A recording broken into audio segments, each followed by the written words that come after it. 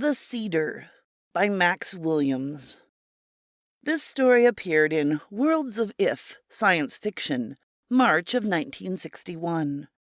Extensive research by Project Gutenberg at Gutenberg.org did not uncover any evidence that the U.S. copyright on this publication was renewed.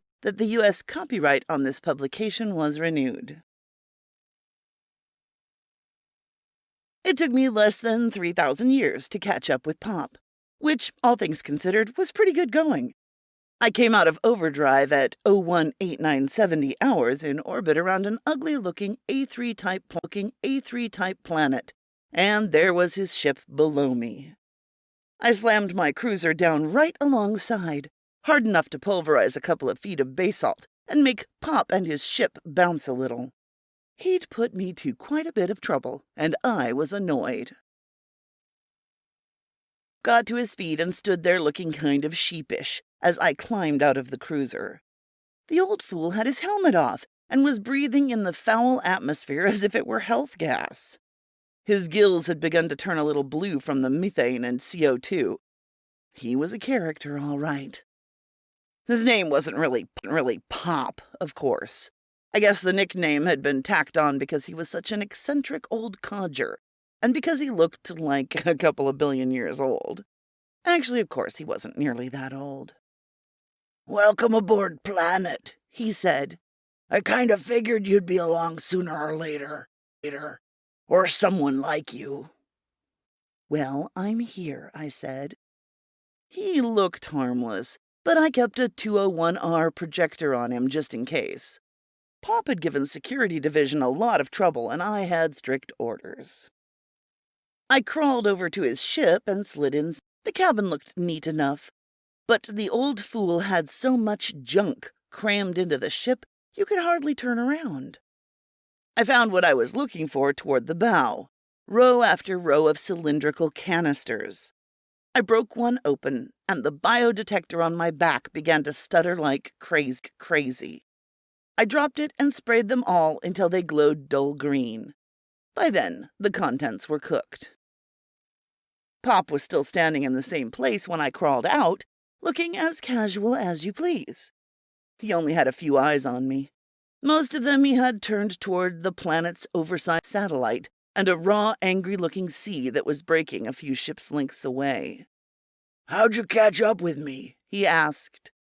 "Space warp. You left a trail a child could follow." I moved around his ship and found the reason he was looking so innocent. He'd already set up one of his canisters, and the seal was about to break.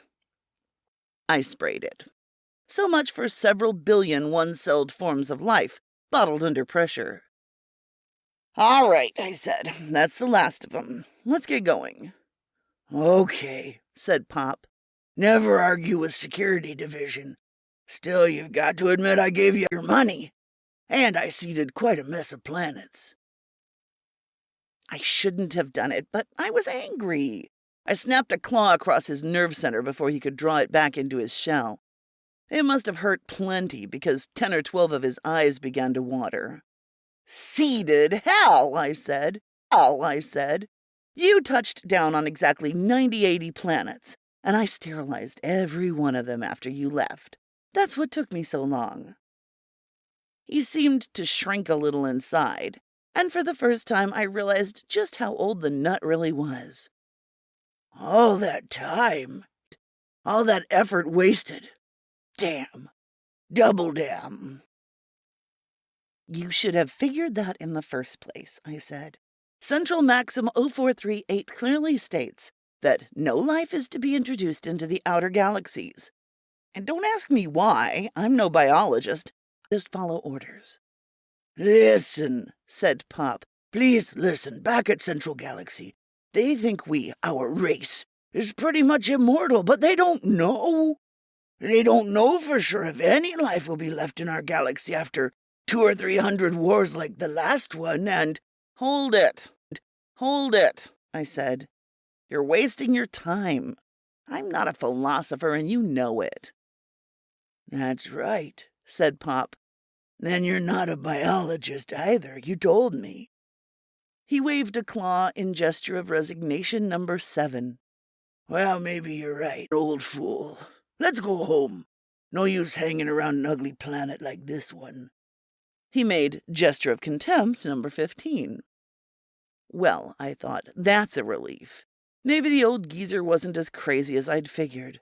Maybe he just needed some sense slapped into him. At any rate, he didn't make any trouble when I disintegrated his ship. The old crate wasn't space-worthy to begin with, and he climbed into my cruiser, meek as could be. I put the drive in low and pulled out of the system. The next planet, Pop had landed on the third, was going through G-force disintegration into asteroids, but I eased through without any trouble and began to pick up speed. Just then, Pop swung around in his seat and made good luck gesture 8 and long life gesture 12 toward the planet we'd left. I stared at him. I don't get it, I said. Just a while ago you agreed that was an ugly hunk of rock. You even made contempt gesture 15, you spat on it. That's right, said Pop. I did, didn't I? Right into a pool of brackish water. Then he began to chuckle. He kept on chuckling for years until I got annoyed and slapped his nerve center again. Aside